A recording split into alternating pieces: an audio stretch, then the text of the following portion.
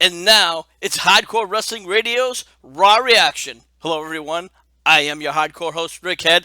As always, I got the hardcore crew with me. First, he's my sidekick, he's my partner, and yes, folks, he does see dead people. He's the son of a bitch, Andy. Andy, what's up? Hi, how you doing? And then we have the incomparable Lance Moss over at youtube.com/Lance Moss TV. Lance, what's up? A little scared because what the fuck did you just put in the chat? For those of you who are laughing and don't hear us laughing and don't know what the hell's going on, that's the son of a bitch just sending us some really fucked up pictures. And we would also always like to welcome back our guest, Terry B. What's up? Not much in yourselves. Glad to be on again. Well, I was glad to have you here. Well, let's start off with how Raw opened up. Roman Reigns came to the ring and, in short, was looking to try to confront Seth Rollins. Said, "Hey, let's just get this over with now." Seth Rollins comes out and just pretty much just starts laughing. They kind of gave each other a little bit of promos, and Rollins started to head to the ring as if they were going to have some kind of a match. This brought out the authority and says, no, not happening tonight. You got to wait till Survivor Series. Typical WWE, they don't want any world titles on the show. So instead, they decided to have a typical Survivor Series match, which we're going to get to in a little bit later.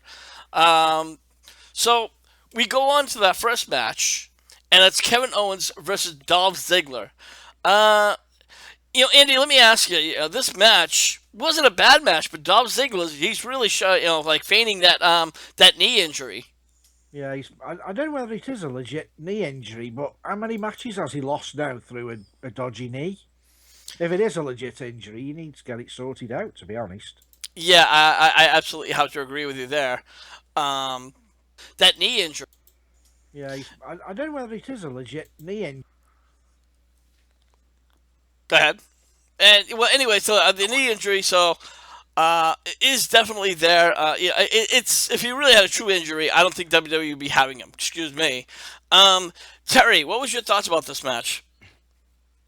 I wasn't really that impressed with it, to be honest with you. I don't know. It seems to be the theme for me since I've been kind of watching Raw lately and coming on here again. Same sentiment. It seems like the women seem to be the more dominant gender in all the Raw broadcasts. That is actually true. And what we'll do is we're going to skip over, Tyler Breeze. Before I want to get to that, I'm going to get to Tyler Breeze coming out and distracting Dolph Ziggler, which helped get Kevin Owens get the win. Speaking of a woman.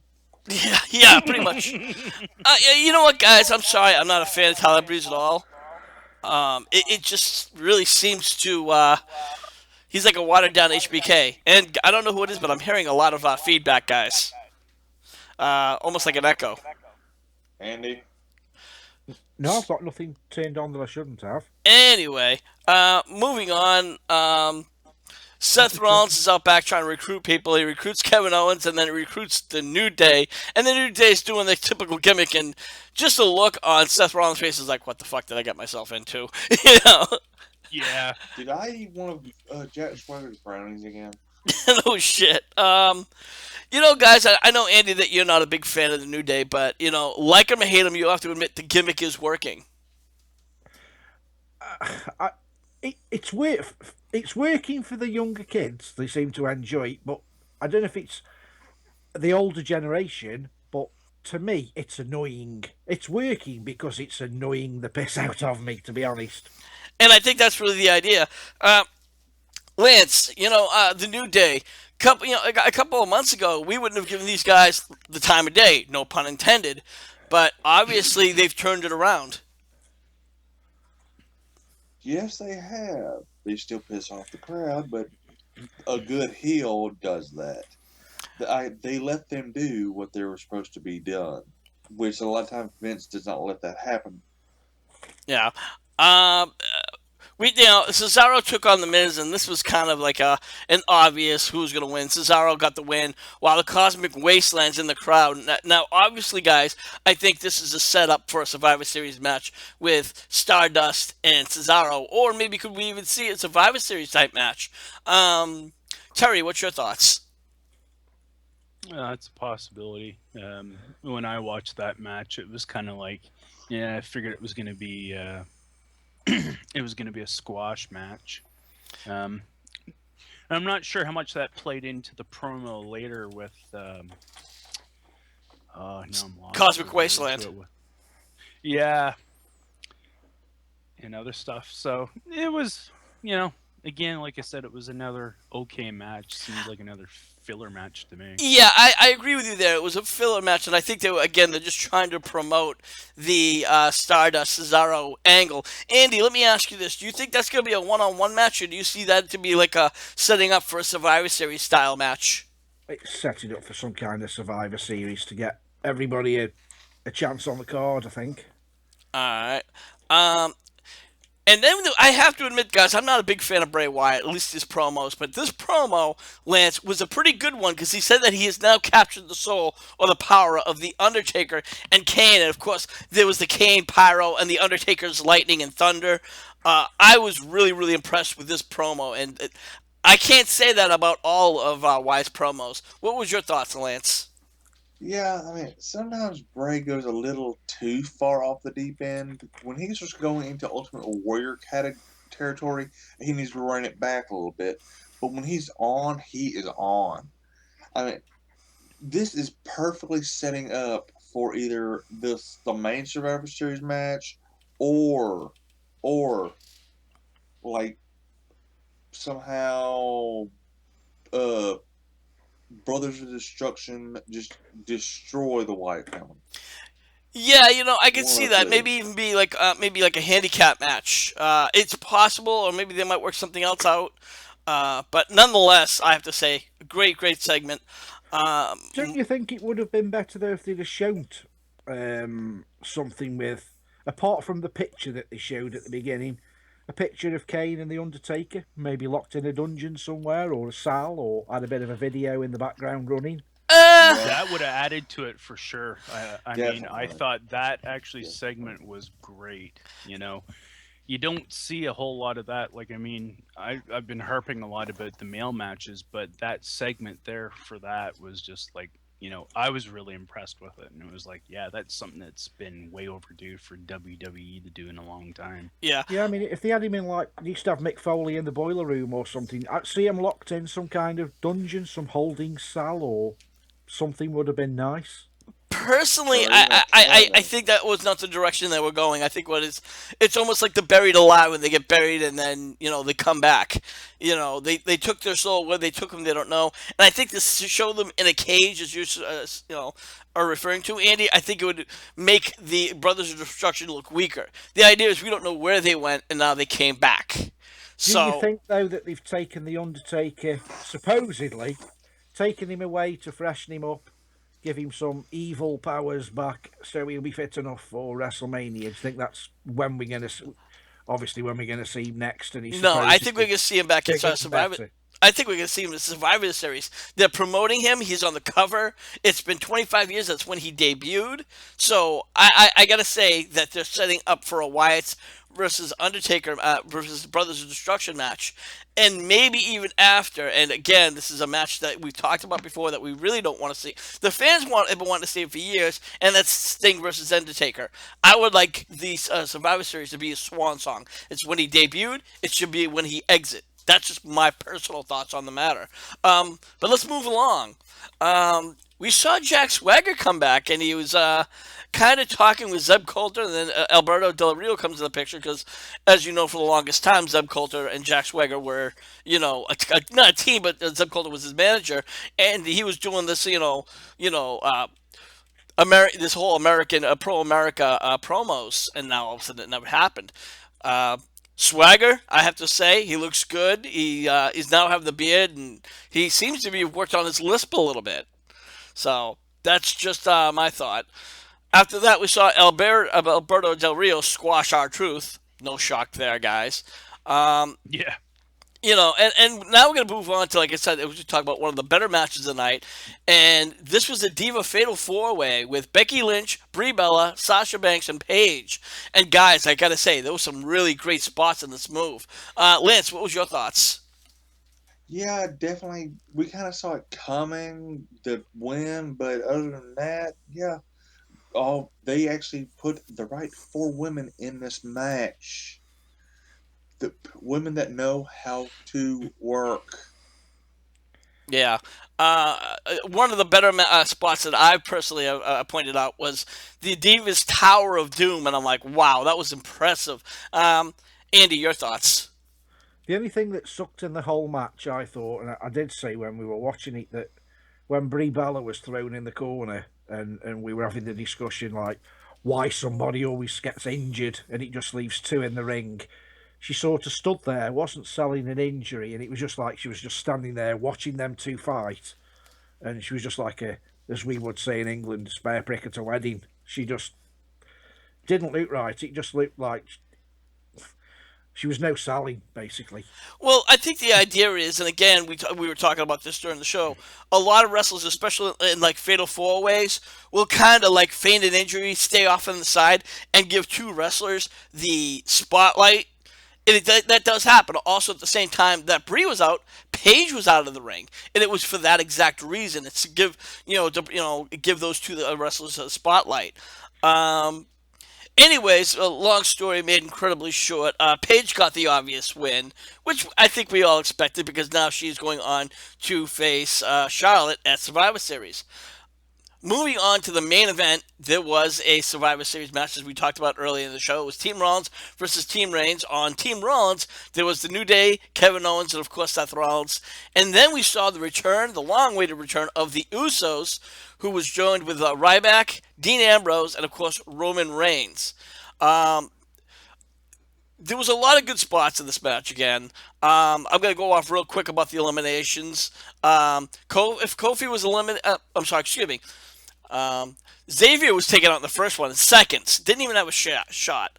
Then Kofi was eliminated by a frog splash from Jimmy Uso. Big E eliminated later on with Jimmy Uso with the big ending. Owens eliminated Jimmy Uso with a pop-up power bomb. Then we saw all hell break loose. It was like people flying in and out of the ring. It was just absolute chaos.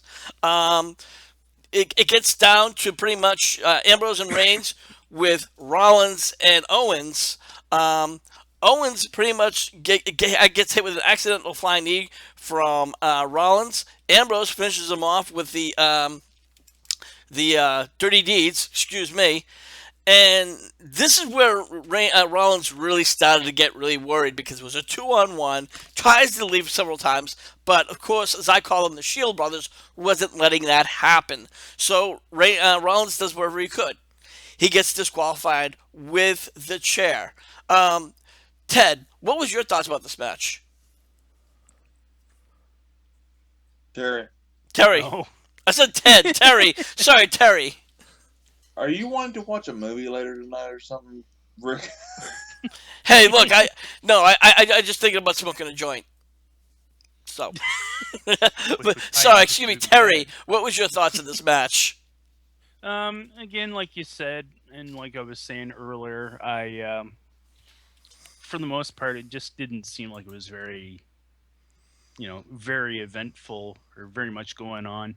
But as you said, the end part of the match was when everything kind of came together and, made it actually a decent match to watch. I was more impressed actually with the women's four-way and more so Brie's ability. She seemed to show more in that match. And if more of the men could be doing stuff like that and bringing those types of matches, it would make Raw a more balanced product to watch. I can understand that. Yeah, I think the reason why the Divas matches are starting to shine more because there's only two of them, and they know that they have to step it up. Where the guys, they have 5 or 6 matches, and a lot of them just have to be squash matches. But you did make a very good point. Lance, what was your thoughts about this final match? Well, one of these things is not like the others. One of these things just doesn't belong here. What the hell was Ryback doing out there? I had no idea. And the fact that he was you know, a lot. Somebody pointed out that he was one of the last guys to get eliminated, but I don't even think he was even in the ring for more than 5 minutes, if I'm not mistaken, Andy. Nope. And the quicker he sort of loses his deal with the WWE, the happier I will be, and I think a lot of people will feel the same. Especially catering. Feed me more.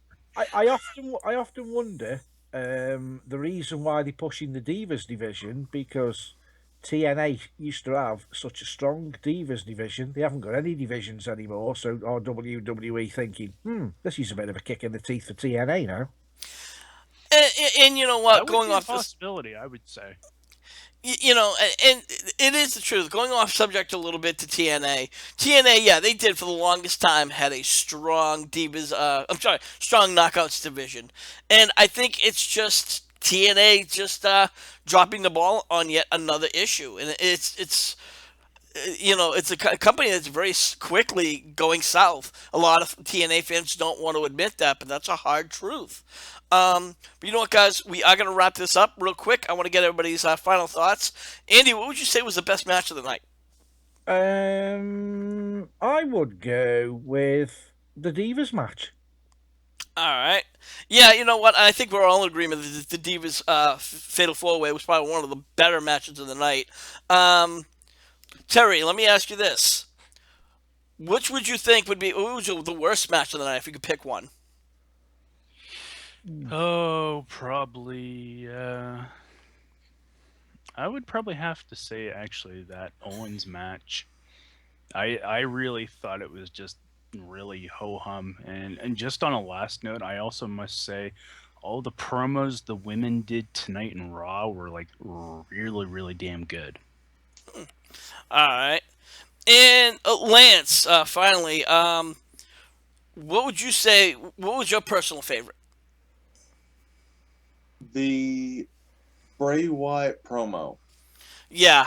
Again, as I said before, I am not a big fan of Bray Wyatt. At least his promos have been kind of like just repetitive. But that was an exception to the rule, and he shows that, you know, when he really wants to, he can pull off a great promo.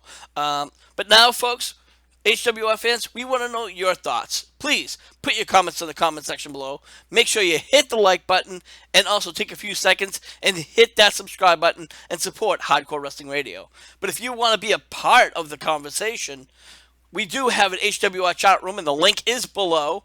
And that's over on Facebook.com in the group section. And of course, the name is HWR chat room. We have my sidekick. He's my partner. He's the son of a bitch, Andy. Andy, what do you got going on? Where can people find you? You can find me at www.stokehaunted.com, and we've got a next paranormal investigation on the 14th of November if you want to check out the website and watch the video when it's published. Alright. And then we have Lance Moss TV over at youtube.com. Lance, what do you got going on? Am reviews, NASCAR discussion videos, redneck gourmet cooking videos, musical equipment reviews, some rants, and every Wednesday I go live at 8 Eastern, 7 Central, whatever the hell it is on the West Coast, with and I never know who's going to show up, so hit me, subscribe, and hit me up on Twitter. It's at Lance Moss TV. Alright, and again, we would love to welcome Terry for coming on the show. Terry, what do you got going on? Where can people find you? Again, my YouTube channel is a personal channel that I put up some of my guitar playing, some demo products. I have some guitar stuff that is normal, a little bit off the beaten path of most popular brands. Occasionally I'll put up the cooking things such as Lance does on his own channel. I do the hangout Hey, thing. no gimmick infringement. No gimmick. Hey, I can't replace you as a cooking person, Lance. You're doing a good job with that. But anyways, my YouTube channel is Terry Bear. All right. Thank you again for having me on. As always, you're welcome to come on. And for those of you listening, we love for you guys to come on too. We do have a Skype channel. You can reach me over at hardcore.crew1. If you got Skype, just send me a friend request. refer to me, let me get the words out. Make a reference that you're interested in joining the HWR crew, and you just might be a part of the show. So for everyone here, I am your hardcore host, Brickhead, saying we'll see you when we see you. And just before you press the stop button, we know why Dolph Ziggler doesn't lisp anymore. You've had it off him.